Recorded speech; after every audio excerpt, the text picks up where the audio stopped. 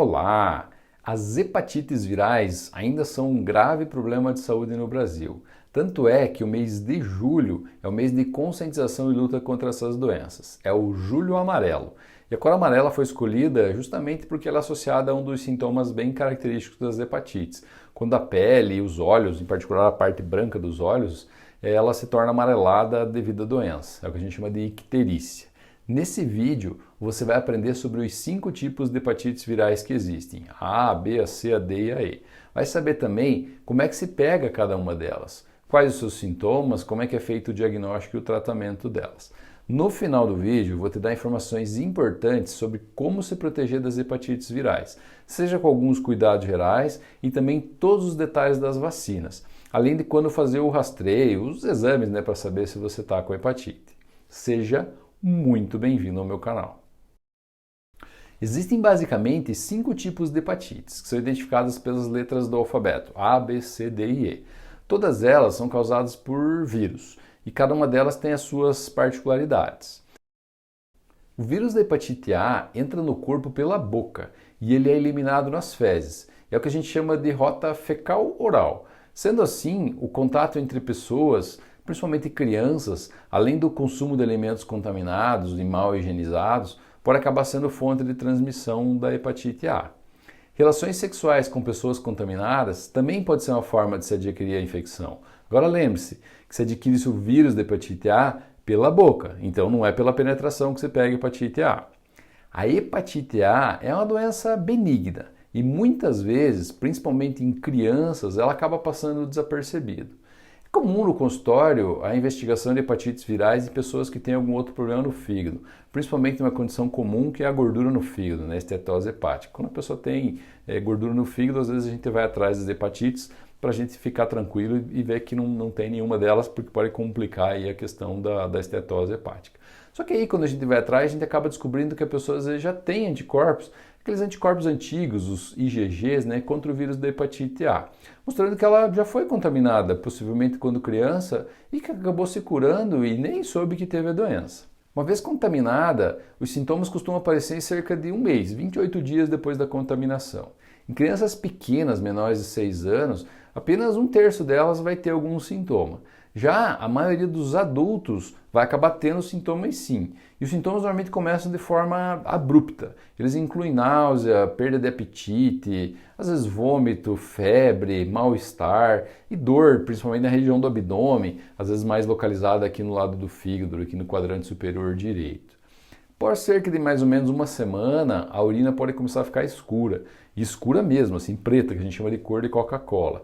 E eventualmente as fezes brancas, cor de papel, branco mesmo. Igual o meu jaleco aqui. Em 2 semanas, a pele e a região branca dos olhos, que é a esclera, podem também acabar se tornando amareladas. E também aparecer coceira, mas coceira assim pelo corpo todo, não tem um local específico onde coça. Qualquer lugar da pele às vezes pode ficar coçando. O diagnóstico da hepatite A é realizado baseado nesses sintomas. Agora, a comprovação definitiva é dada pela detecção dos anticorpos contra o vírus da hepatite A, que a gente chama de IgM anti-HAV. E esses anticorpos são encontrados numa amostra de sangue. Então, um simples exame de sangue a gente pode saber se está com hepatite A ou não. A hepatite A geralmente é uma doença que se cura sozinha, tipo uma gripe assim, e ela não deixa nenhuma sequela. Só que a cura dela completa pode levar até 6 meses para acontecer. Nesse período, nesses 6 meses, normalmente não precisa nenhum remédio específico. A gente trata os sintomas, coceira, o enjoo, a dor. Não dá remédio só para tratar os sintomas, Claro que existem condições de maior gravidade, que são raras ainda bem, que daí sim vai precisar de um atendimento no hospital. Os remédios que são metabolizados no fígado, eles precisam ser evitados, porque eles podem piorar os sintomas e trazer consequências mais graves, às vezes complicando o funcionamento do fígado que já está doente. Por isso, eu não vou citar quais são os medicamentos que podem e que não podem ser tomados em pessoas que têm hepatite. O acompanhamento médico é essencial.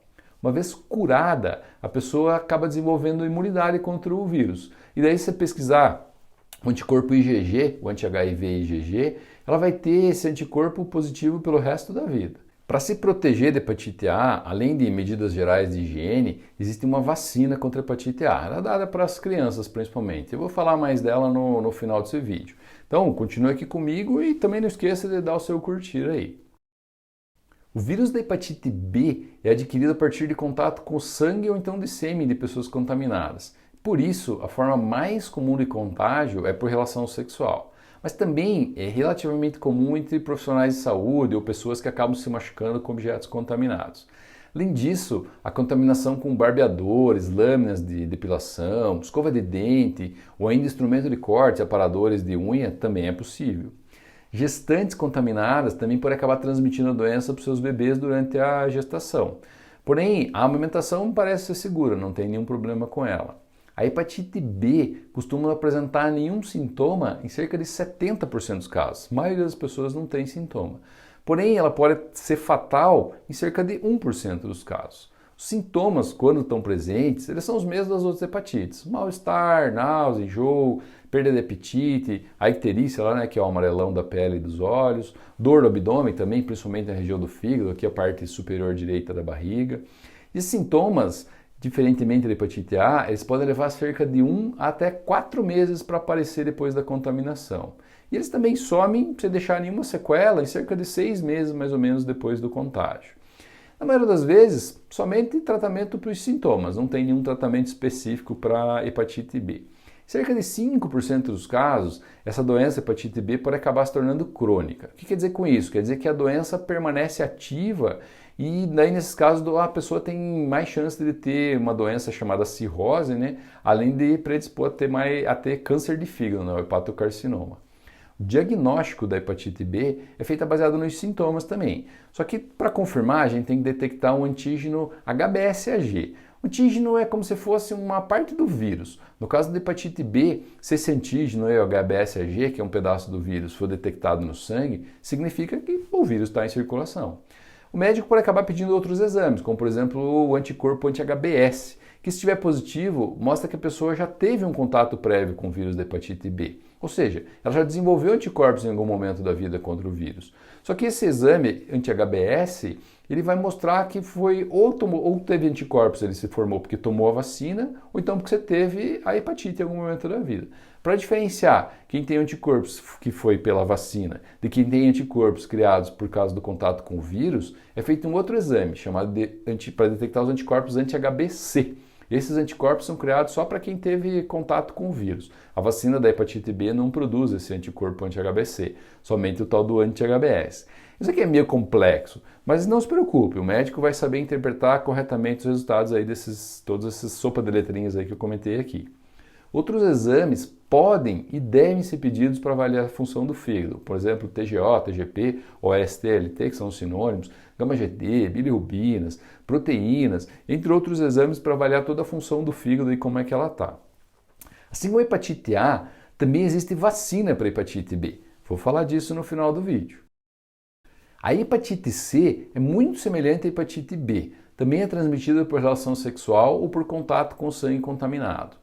Os sintomas, quando aparecem, costumam também ser de mal-estar, cansaço, eventualmente náusea, perda de apetite e a tal dor abdominal, além da icterícia, que é o sintoma mais característico de todos, né? Quando a pele e os olhos ficam amarelados. Ela é uma doença que normalmente não dá sintoma algum. O maior risco da hepatite C é ela de se tornar uma doença crônica, aquela que o organismo não consegue curar, não dá conta do vírus e ele fica lá circulando para sempre no corpo. Isso aumenta muito o risco para outras doenças no fígado, como a cirrose e o câncer, o hepatocarcinoma. E a doença pode se tornar crônica em cerca de metade das pessoas contaminadas. É muita coisa. O diagnóstico é feito com a detecção dos anticorpos, anti-HCV, mais simples, que mostra que a pessoa teve ou então que ela tem hepatite C. Se tem esses anticorpos circulando, a gente tem que confirmar se a doença está ativa ou se esses anticorpos foram porque a doença foi antiga, no momento que você teve, o organismo curou e ficou tudo bem, ficou só uma cicatriz lá no sangue. Para detectar se a doença está ativa, é feito um exame para detectar o vírus está lá presente no corpo. E daí a gente faz a quantificação do RNA do vírus. Conforme essa quantificação, a gente tem uma ideia de que a doença está ativa, o vírus está circulando no corpo ou não. E diferentemente de todas as outras hepatites, além dos remédios para os sintomas, é claro, o tratamento também é feito com o uso de medicações que combatem e eliminam o vírus. Então existem remédios antivirais para matar o vírus da hepatite C. O uso desses antivirais normalmente é feito por 12 semanas. Pode variar, depende do tipo do remédio, mas normalmente é isso, 12 semanas. E a boa notícia é que a taxa de cura chega a mais de 95% dos casos. Então, tendo hepatite C, indo atrás do diagnóstico sendo bem feito corretamente e tratando, a chance de cura é muito grande. Infelizmente, ainda não existe vacina contra o vírus da hepatite C. A doença hepatite D é bem mais rara. Dentre várias razões para isso, um dos motivos é pelo curioso fato de que o vírus da hepatite D depende do vírus da hepatite B para se replicar e causar doença. É bem isso mesmo. Para se ter hepatite D, você precisa estar contaminado com o vírus da hepatite B. Bem estranho, mas é assim que funciona. Agora, ela é uma doença grave e que pode se tornar crônica e ainda ser fulminante, matar a pessoa por causa dessa doença. E o tratamento dela também é só de suporte, não tem um tratamento específico, algo que mate o vírus da hepatite D. Então a gente trata só os sintomas. Além, obviamente, de todos os cuidados para a hepatite B, a melhor forma de evitar a hepatite D é tomando a vacina para a hepatite B, né? Porque se você não tem hepatite B, você não tem como ter hepatite D. A hepatite E é bem menos comum e ela é muito similar à hepatite A, sendo transmitida pela via fecal-oral, né, com o consumo de alimentos ou água contaminados ou ainda pelo contato íntimo com pessoas contaminadas. É uma doença que na esmagadora maioria das vezes se cura sem deixar nenhuma sequela, assim como é a hepatite A. A grande preocupação aqui é com gestantes, porque nessa doença pode ser mais grave. Não tem nenhum tratamento específico e também não tem vacina para o vírus da hepatite E. A melhor forma de se proteger das hepatites virais é com bons hábitos de higiene, além das vacinas para hepatite A e B, bem como o rastreio periódico em especial para os vírus B e C. Sobre as medidas de higiene indicadas para evitar as hepatites virais, você está aqui. Lavar bem as mãos, sempre antes e depois de toda a refeição.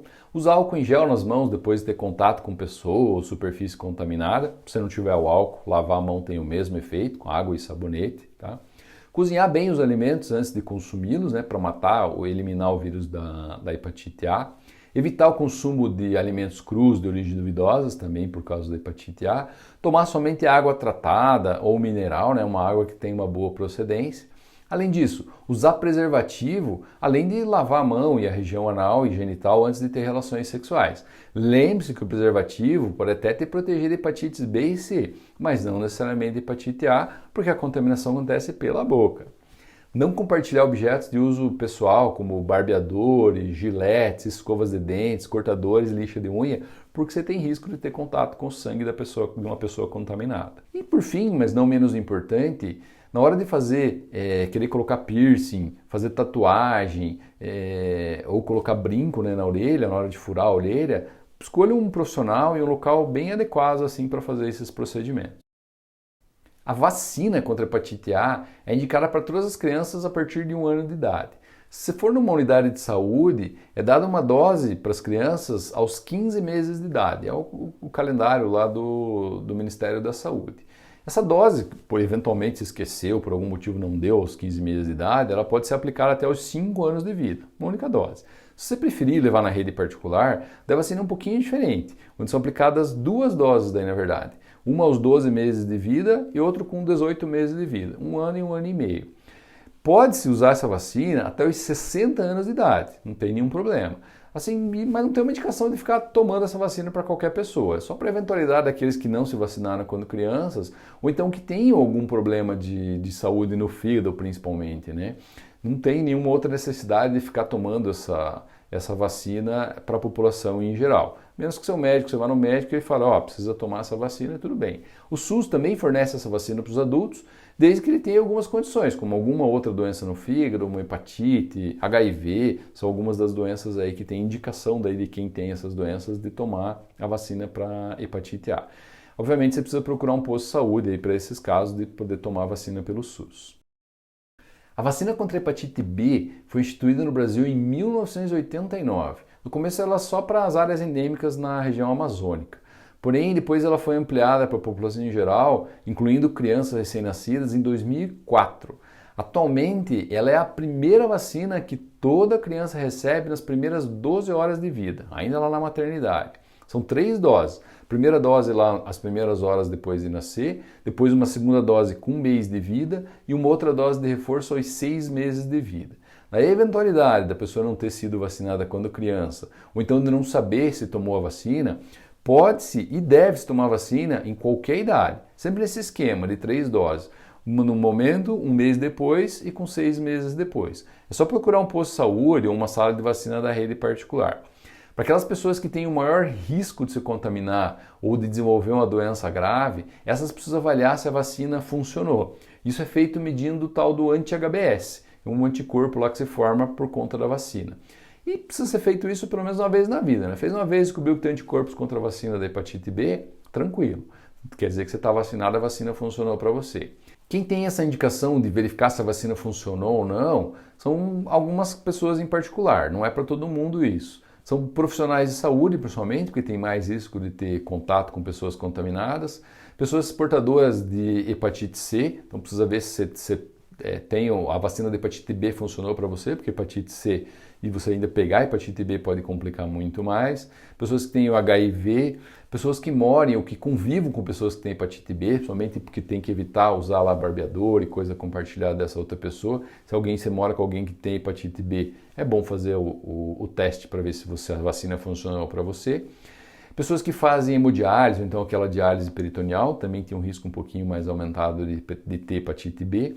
E ainda aquelas que têm o risco de adquirir a hepatite B em relação sexual. No caso de você ter relação com uma pessoa que você não sabe se ele tem a doença ou não. Nesses casos, a pessoa que tem risco e que tem um anti-HBs baixo, menor do que 10, que foi medido depois de 2 meses da última dose da vacina, esses podem e devem se vacinar novamente, com o novo esquema de 3 doses, lá 0, 1 mês e 6 meses, mesmo que eles já tenham tomado a vacina antes. População em geral, que não tem nenhum risco, não tem problema, não precisa nem medir esse anti-HBs, porque a vacina costuma funcionar muito bem, ela costuma criar os anticorpos para a grande maioria das pessoas. Caso tenha sido dosado o anti-HBs e este não tenha aumentado ali depois de um novo ciclo da vacina, não precisa fazer um terceiro ciclo de vacinação, não tem indicação nenhuma. Na rede privada existe uma vacina combinada que contra os vírus da hepatite A e B. Ela é uma alternativa para aqueles que precisam ou que desejam tomar as 2 doses da vacina juntas de forma a reduzir o número de picadas, né? Nesse caso, evita a picada da hepatite A. Nesse caso, são 3 doses, que nem da hepatite B, né? Toma lá uma vacina no momento, o momento 0, depois com 1 mês, depois com 6 meses da primeira dose. Para todos os adultos, há indicação de fazer o rastreio de hepatite B e C pelo menos uma vez na vida. Ou então, para alguns grupos particulares, fazer esses rastreios periódicos, nos check-ups lá anuais, né, que a pessoa faz. Essas pessoas que têm mais chance, né, que talvez se beneficiem de fazer esse rastreio de hepatite B e C anualmente, são as pessoas que têm relações sexuais com pessoas que não conhecem se ela tem hepatite ou não, né? Profissionais de saúde que têm exposição a sangue ou material contaminado, e daí é critério médico que faz o acompanhamento, que faz o check-up dessa pessoa, ele vai avaliar se ela tem algum risco ou alguma doença que possa complicar se ela vier a ter algum tipo de contaminação com hepatite B e C, então ele vai fazer esse check-up periódico, ou pelo menos uma vez na vida para todo mundo. Existem 5 tipos de hepatites virais, sendo que as do tipo A e E se pegam pela boca, né, com o consumo de alimentos, água ou então o contato com fezes de pessoas contaminadas. Já as hepatites B e C são de transmissão pelo contato com sangue contaminado, então através de relações sexuais. As hepatites B e C podem acabar se tornando crônicas e, nesse caso, predispor a problemas como cirrose ou câncer de fígado. Existe vacina para as hepatites A e B, e essa é a melhor forma de prevenção, além, obviamente, de bons hábitos de higiene. Eu espero que você tenha gostado desse vídeo. Se ficou com dúvidas, comente aqui.